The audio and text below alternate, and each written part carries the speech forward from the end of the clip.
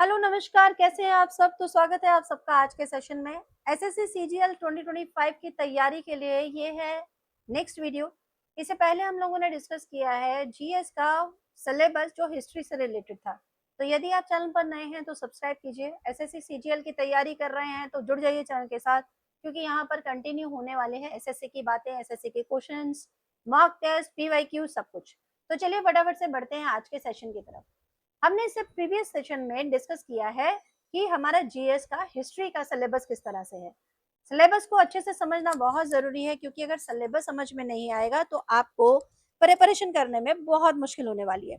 तो इसको आसान बनाने के लिए मैंने आपको बहुत ही आसान शब्दों में यहाँ बताया है कि भाई हिस्ट्री की तैयारी हम कैसे करने वाले हैं।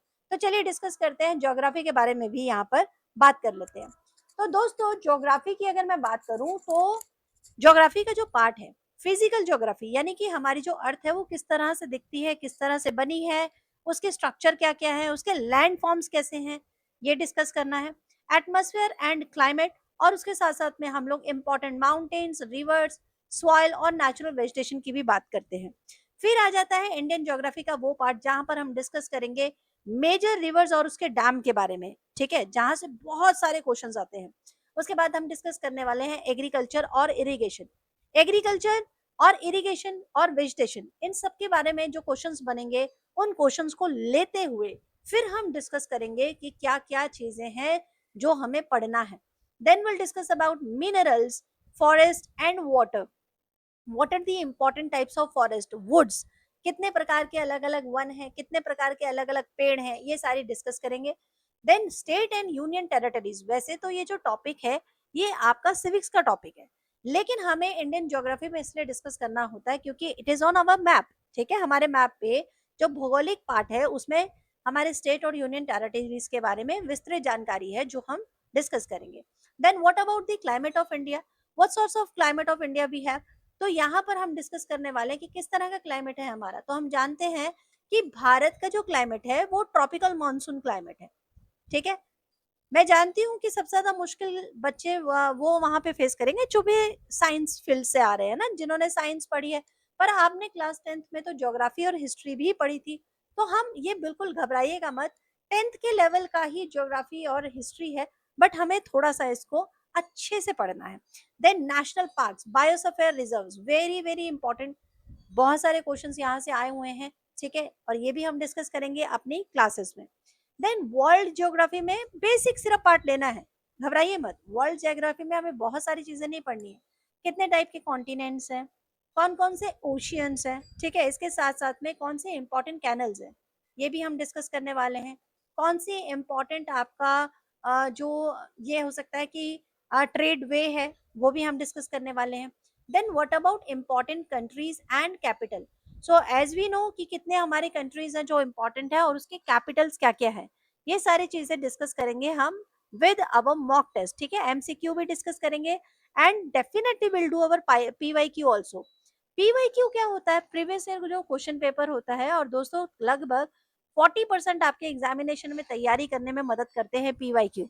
पर ऐसा बिल्कुल मत करना कि सिर्फ और सिर्फ मैं पीवाईक्यू कर रहा था या कर रही थी और मुझे और कुछ नहीं करना है, तो उसके बलबूते पे एग्जाम क्रैक नहीं होगा। ठीक है, इसके बाद बात करेंगे मेजर ज्योग्राफिकल फीचर्स की। आज मैं आपके साथ ये जो सिलेबस डिस्कस कर रही हूँ ये सिर्फ इसलिए डिस्कस कर रही हूँ कि जब मैं आपके साथ सेशन मॉक टेस्ट का लेकर आऊंगी तो वहां आपको पता होना चाहिए कि भाई हम क्या क्या पढ़ रहे हैं। क्योंकि जब मैं क्वेश्चन पेपर देखती हूँ या आप सब अपने क्वेश्चन पेपर देखते हैं, तो वहां हमें ये लगता है कि यार इतने क्वेश्चन तो नहीं आ रहे हैं, ठीक है, कि हमें परेशानी हो जाए। लेकिन यहाँ तो भाई दो दो नंबर की बात है। ठीक है, इतने क्या उतने क्या, सारा ही हमें पढ़ना बहुत जरूरी है, तभी तो हम क्वालिफाई कर पाते हैं। ठीक है, तो ये है हमारा ज्योग्राफी का पार्ट। इसी के साथ साथ हम डिस्कस करते हैं Indian polity and constitution also. तो मैंने इससे पहले वाले क्लास में आपके साथ हिस्ट्री डिस्कस किया था, ठीक है, और अब मैं डिस्कस कर रही हूँ ज्योग्राफी भी और इंडियन पॉलिटी और कॉन्स्टिट्यूशन भी। हमारा इंडिया 1947 में आजाद हुआ, लेकिन उस समय हमारा कॉन्स्टिट्यूशन नहीं बना था। हमारे कॉन्स्टिट्यूशन को बनने में लगभग 2 साल 18 महीने के लगभग लग गया था। ठीक है, समय काफी लग गया। तो ऐसा कैसे हो गया, क्या दिक्कत हुई, क्या परेशानी हुई, तो उस पर क्वेश्चन नहीं बनता है। लेकिन क्वेश्चन बनता है कि कॉन्स्टिट्यूशन के मेंबर्स कितने थे, कॉन्स्टिट्यूशन बनाया किसने है, उसमें कितने आर्टिकल्स हैं, कौन सा आर्टिकल किस चीज के लिए है, तो किसी भी आर्टिकल के बारे में क्वेश्चन आ जाता है। तो मेकिंग ऑफ द कॉन्स्टिट्यूशन में जो जो इम्पोर्टेंट पार्ट है वो डिस्कस करेंगे। Then what are the features of Indian constitution, ठीक है, बहुत इंपॉर्टेंट है, दोनों एक साथ कवर हो जाएगा, चिंता करने की कोई बात नहीं है। Preamble, fundamental rights and duties. अब देखो दोस्तों, एक बात समझो, ये सारी चीजें आप जब सिलेबस पढ़ रहे हो ना तो उसमें आराम से दिखाई देगा, आप पढ़ भी लोगे, लेकिन बिना गुरु के ज्ञान नहीं होता, ये बिल्कुल फैक्ट बात है।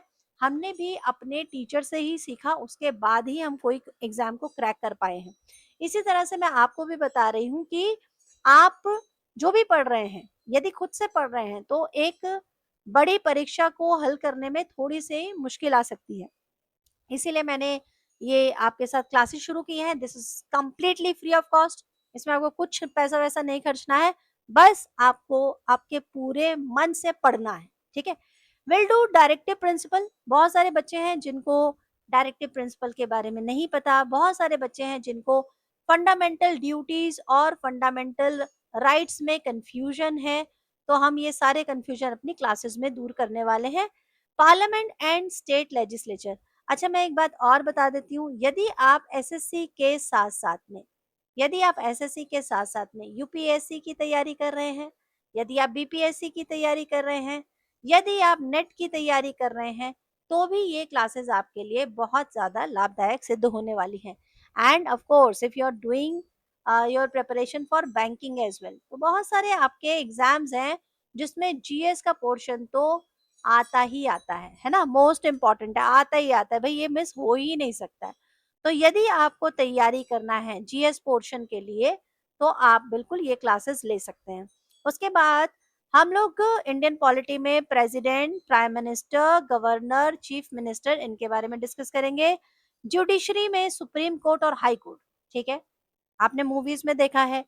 लेकिन हमें क्या डिस्कस करना है, कितने तरह के कितने तरह के जजेस हैं, कितने नंबर ऑफ जजेस हैं, कौन से कोर्ट में कितने नंबर ऑफ जजेस हैं, उनकी क्वालिफिकेशंस क्या होनी चाहिए, उनका जो टेन्योर है वो क्या रहने वाला है, इस पर क्वेश्चन बनते हैं। इलेक्शन कमीशन क्या है, किस तरह से डील करता है, क्या क्या है, ठीक है, हम लोग ये डिस्कस करने वाले हैं। फुल फॉर्म क्या है कैग की। यदि आप इस एग्जाम का प्रिपरेशन कर रहे हैं, जरा मुझे कमेंट सेक्शन में लिख के बताइएगा कि सीएजी का फुल फॉर्म क्या होता है। Constitutional and non constitutional bodies हैं भारत में। जो हमारा अ, संविधान चला रहा है, उसमें बहुत सारे डिपार्टमेंट बनाए गए हैं, कुछ ऐसे डिपार्टमेंट भी हैं जो नॉन कॉन्स्टिट्यूशनल हैं, बट हमारे भारत के जो प्रशासन है, एडमिनिस्ट्रेशन है, उसके लिए रिक्वायर्ड है, उसके लिए जरूरी है, ठीक है।